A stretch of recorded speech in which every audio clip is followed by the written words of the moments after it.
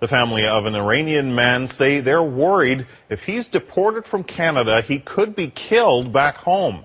Kavus Sufi is now on a hunger strike in Toronto. Today, his supporters gathered to express their concern for his well-being. Jeff Semple reports. If my uncle goes back, he can't come back to Canada. Lindsay Detention Center is a newly built maximum security facility at a time when social benefits are cut, educational programs abandoned, healthcare neglected.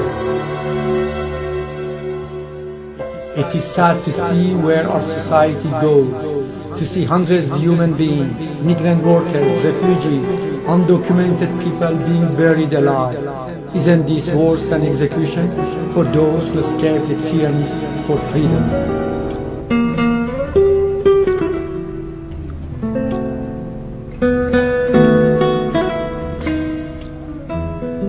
It's September, the time of the year known to be filled with excitement and anticipation as kids of all ages get ready for a new school year. But for Hissam, a 16-year-old student, things don't feel quite the same. While Hissam's classmates are gearing up for another bracing year of high school, Hissam is having difficulty comprehending what is going on in his life. As other students go back to school to greet old friends, he may be returning only to see them for the very last time.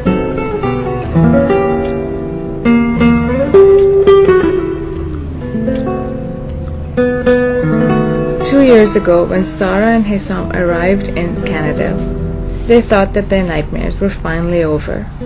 They thought that they had finally escaped from a country dictated by a regime that knew nothing about humanity. They thought that they had finally escaped from a country that viewed women as slaves, servants, or just merely objects. They were wrong. Coming to Canada didn't eradicate their nightmares. In Canada, it is true that under the law everyone is deemed equal, but you must fight to make it a reality. It is true that Canada values human rights, but to make them apply to you, you have to fight the bureaucrats who see you as just another name or merely a number.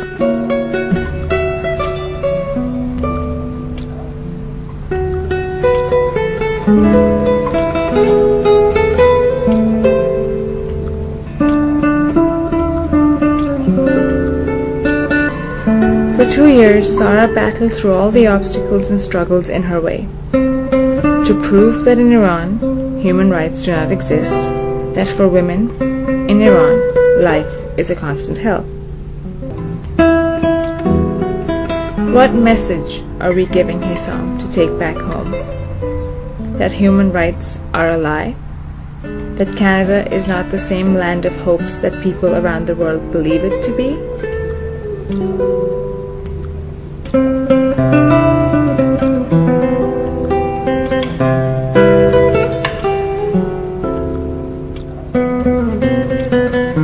Hopeless, and the sky may appear dark for Sarah and her son, but for people like Kavus Sufi, a deportee a few months ago, and a couple other human rights activists who helped him stay in Canada, there is always hope.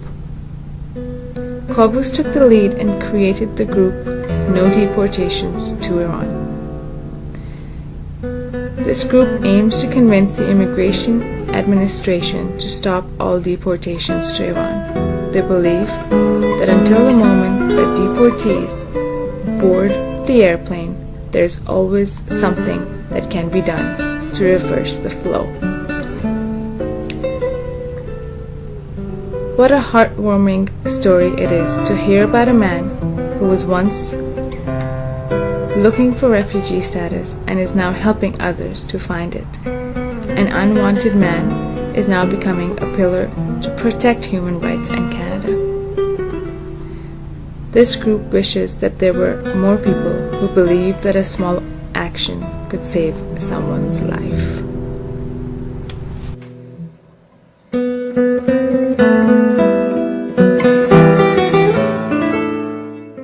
I don't know if you recognize Kavus Sufi that is behind the camera.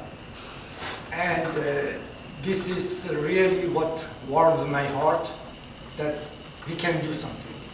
And the third part of the movie in Canada, his title was Engagement. We are talking about refugees, but really it's not this subject. Here in Canada, almost everyone is an immigrant. Immigrants, they don't leave their country, they don't leave their home if there wasn't a problem.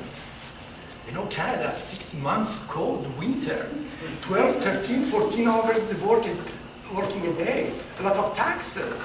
And recently we see that the laws that is changing, and I don't know if really 20 years ago Canada was what it is today, I will come. And we believe we have to do something. And in Canada it's possible. It's what the title is Engagement. Where is the freedom? Where is the democracy and the human rights? If we don't do anything, it's not the fault of the government, it's not the fault of the system, it's our fault. And the purpose of this workshop is the engagement. No matter is it refugee or other, what can we do that more people be engaged? You know, the threat of the world today is not the terrorism, is the inactivity, the indifference, and disengagement of people.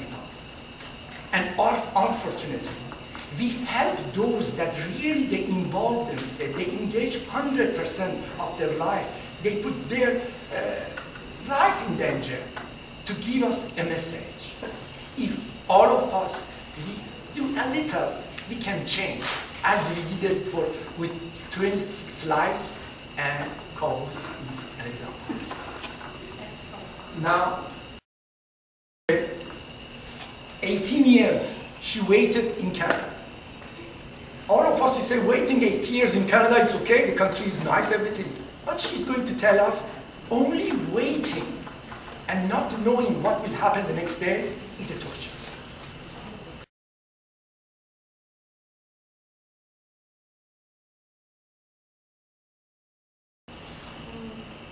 I just wanted, it's not a story, it's a real life happening to us, to me and my daughter. My husband, he is in maximum security for the last 10 months. And Canada is trying to deport him to Iran. And he lived here for a good 8 years. He worked so hard, paying his taxes. He's very workaholic. And what I'm going through right now is very tough for me. I'm working 3 jobs to just be able to survive my family and pay his lawyer. And we just don't know what else to do to stop this. And he has no criminal charges. He has no traffic ticket. It's ridiculous. Keeping the person with criminals for 10 months in a maximum security. And his case is public. Masoud is my husband, Masoud Hajiban. His case is public, and it's amazes us every month we going for his detention review, and we hear IRB board and the CBSA officer how hardly trying to explain to him we are working so hard to arrange your deportation. As I said, his case is public. He's converted, he's Christian now. And I think by now Iranian authority aware of the situation. So I am a Canadian citizen. For me, as a human, it's a question. Like Canada said, Canada committed, if the person in Canada, if his life is in danger or her life is in danger, we will not send that person back to their origin country when we know his life is in danger. It's a question for us. Why Canada doing this? Why? This is a question for us. As I said, I'm working 3 jobs, 6 days, I couldn't see my daughter because I'm working different shifts to just survive. To just survive. And I don't understand why this is happening to him. We have to drive 1 hour and 45 minutes to go to Lindsay to see him for 20 minutes. This is another problem we have. It's very difficult for us to go through this. I don't know why. I'm sure there's other families going through the same situation. If he done something wrong, yes, of course, he has to get punished for it. But if you work hard, you pay your taxes, you support your family, and you have no criminal charges, and they try so hard to deport you when they know you will be executed if you change, you convert it, and we all know like there is a lot of them right now in jail and possible execution for them. How we call this human right, how we call this freedom when we saying it but we're not following it, right? Like this is a true situation I have right now, and I did anything possible and impossible to save him. MPP, lots of organization helping us through this tough time. Federation of Refugee No Deportation to Iran. Anything possible and impossible we did so far. We write letters to even Prime Minister, and we are begging, and like, you guys know what's going to happen if you guys send him to Iran, but you still continue doing like what you know you're not supposed to send him, because as I said, if he done anything wrong, absolutely. Yes. You are a Canadian citizen, right? Yes. And you're breaking your family and sending your husband to Iran? Yes. And she mentioned a couple of times, please keep that in mind. Anyone who changes his or her religion, the consequence in Iran is execution. And he converted to Christianity. His case is public in Global News. You guys can go, it's open to everyone, can go read it. Even when the news tried to be there, they tried to conclude the detention review and not letting him. It was another issue we had. I'm just so shocked to be in the country. We said freedom of right, freedom of human, like we all human. But the reality is something else when you go through this situation and you telling to yourself, wow, this is not what we keep saying, this is something different. You have to really like be in that situation to really feel that. And this is our life for the last 10 months, and it's very difficult for us, and we really don't know what's going to happen. We really don't know what's going to happen. To the respect of the time, I just have to... There is a question here. Yeah, just a minute. I just want to tell you, don't give up. There is hope. We are all here to help. Your story is very moving, and I have great sympathy in hearing it. But I don't understand, and that's why I'm asking this question. What did the government say when they took your husband away? Did you get a reason? Actually, he wasn't even arrested. He went to see the CIECYR officer for the interview, which all these refugees, they have this interview. And they told him, we got you a ticket. It was on June 27, 2014. Actually, I was with him, and it was like just a usual interview. And he just went there, and he said he was waiting for his pro decision, and the pro decision already made for the last 7 months. And the government didn't send this decision to his lawyer. So the just officer told him on June 27, 2014, your pro is rejected, and we got your ticket on July 1st. And we are going to arrest you because it's possible you don't come back. And I'm waiting outside, waiting for him to come out. And after 45 minutes, they said, sorry, we have him in custody, and just bring his personal belongings. Yeah. So I have to clarify about one thing. She is a citizen, but her husband is not a citizen of Canada. His case is rejected by government as a refugee. Thank you. Thank you, Shadi. I know you're going through a tough time. It's not easy. Can I just ask one question? How much money you spent in 8 months paying to lawyer? Over 25. $25,000? Because I'm not very sure. When you go through this, because there is no financial support, there is no legal aid, there is nothing there. They reject the legal aid for him. We are supposed to come up with additional money to spend for our lawyer, and we spend about $20,000 as well. This is just 8 months. 8 months. Yashar, do you want to add your story to that? Yeah, sure. Hi everyone, welcome to coming and listening to us. I'm Yashar. I got my permanent residency last week. I have been here since 2010. I lived the same experience. I was in immigration holding center for 3 months. Then in 2012, the law changed. I was legal in Canada even after rejection of my appeal, but suddenly the law changed and affected me. But I didn't know about that. I had a lawyer and I called him and asked him. I said, there is nothing new for you and you need to wait. I got my appointment for July 25. Again, I called my lawyer. I made sure I'm going to appointment 6900 Airport Road. They said, go, they will give you the form and you will come and see me in the evening and we will fill up and we will send and we go for next step. I went there. It was a nice summer day. I put my shirt on it. I was relaxed. I went there and I was waiting to give me some new information on the phone, and they said, no, do you know about the new program? We are sending the refugees voluntarily to back home. We're giving them $2,000 offer or something. I said, I'm not gonna go back. I have it right here.